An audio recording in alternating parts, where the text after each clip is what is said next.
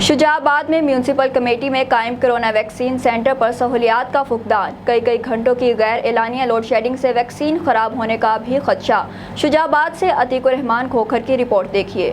شجاعت میں corona virus کی روک تھام کے لیے میونسپل کمیٹی شجاعت میں ویکسینیشن سینٹر تو قائم کر دیا گیا، لیکن آنے والے شہریوں کے لیے سہولیات فراہم نہ کی جا سکی۔ کئی گھنٹے بجلی کی غیر اعلانیہ لوڈ شیڈنگ سے شہری شدید گرمی میں بیٹھنے پر مجبور ہیں، جبکہ شہریوں کا کہنا ہے بجلی کی بندش کے باعث کورونا ویکسین کے خراب ہونے کا بھی خدشہ ہے۔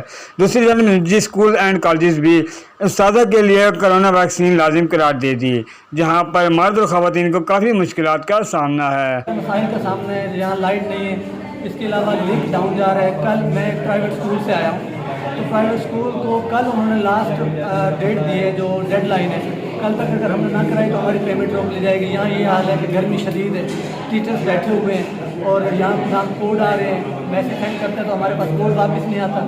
اس کے علاوہ اندر یہ حال ہے کہ لائن لگی ہوئی ہے بہت لمبی۔ شہریوں نے حکومت پنجاب اور ڈپٹی کمشنر ملتان سے کورونا ویکسین سینٹر پر سہولیات کے فقدان کو پورا کرنے کا مطالبہ کیا ہے۔ کیمرہ مین حماد عرفان کے ساتھ عتیق الرحمان کھوکھر، MM5 نیوز، شجاعت۔